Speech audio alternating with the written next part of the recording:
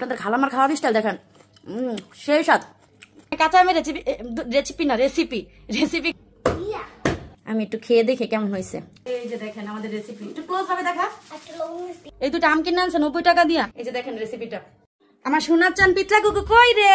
দেখো তোমার নানু তোমার জন্য কি আনছে রে। কি আনছে? তুমি এই যে কাঁচা আম খাইতে চাইছো না? হ্যাঁ। এই যে এই জন্য তোমার কাঁচা আম না দিল তোমার নানু। হ্যাঁ আম্মু, হ্যাঁ এই আমটাকে ফাটায় খাবো। আচ্ছা আমটাকে ফাটায় খাইও, কিভাবে খাইবা? এই যে এটার মধ্যে লবণ মরিচ দিয়া, তার কাটি কাটি কাটি তারপর লবণ মরিচ দিয়া একটা কাপড় দিয়া বাইন্দা সুতার মধ্যে বাইরে দিবা, সুন্দর হইব। মানে কেমনে খাইতে চাই সেই রেসিপিটা আপনারা দেখতে চান? এখন খাইবা? হ্যাঁ। এই যে এই আমগুলো আছে না, এই দুইটা আম কিনে আনছে আমার মা। এই দুইটা আম কিনে আনছে 90 টাকা দিয়া, কাঁচা আম। কালকে হঠাৎ করে বলতেছে নানু আমি কাঁচা আম খাইতে চাই। তো আমার আম্মা আবার এই দুইটা আম খুঁজে নিয়ে এসে কই থেকে জানি। কাঁচা আম তো এখন সিজন নাই, এখন তো পাকা আমের একদম শেষ পর্যায়ে। তা আবার মানে এখন যেই আম এটা আম্মা খাইতে ভালো লাগে না, রূপালী আমটা যখন বের হয় তখন কিন্তু ভালো লাগে খাইতে। আর এই কাঁচা দুইটা আম 90 টাকা দিয়ে কিনে আনছে। এখন কাঁচা আমের কি দাম, আর কয়েকদিন পরে তো পাওয়াই যাবে না, এখন তাও একটু পাওয়া যাইতেছে। তো এখন মানে কাঁচা আমের রেসিপি খাইবে এখন আপনাদের খালাম্মা। তো চলেন বানানো যাক।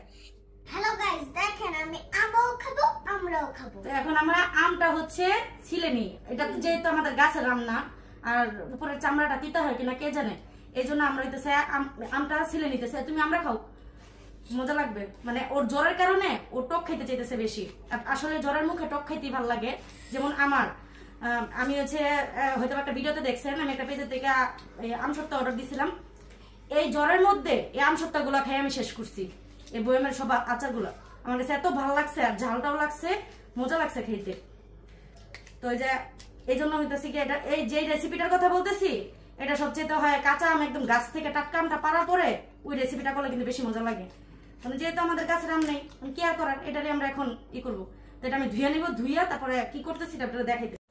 তো আমাদের রেসিপিটা বানানোর জন্য কি লাগতেছে? পলিথিন। তো আমরা পলিথিন কিন্তু নতুন পলিথিন। তো আমি আমটা ভালো করে ধুয়ে একটু শুকাই নিচ্ছি।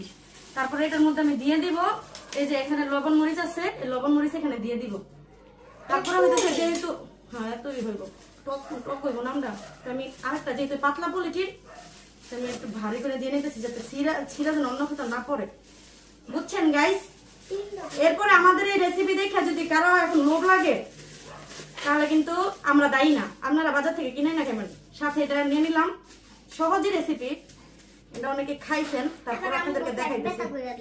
হ্যাঁ আবার আপনারা নজর লাগান না কিন্তু, তাহলে কিন্তু আমাদের আমরা কি করবো,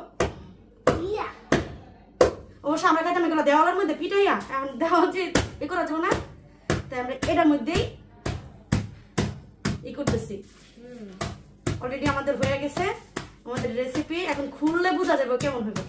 গাইস এই যে আমাদের রেসিপি, এটার মধ্যে আরো লবণ দেওয়ার দরকার ছিল, আমরা দিব, সমস্যা নাই, যতটুকু দিচ্ছি আলহামদুলিল্লাহ। এখন এগুলো একটু ঢাইলা নিয়ে আমরা এখন কিন্তু এটা দেখে কিন্তু সবারই খাইতে ইচ্ছা করবো আমি জানি, তারপরও কিছু করার নাই।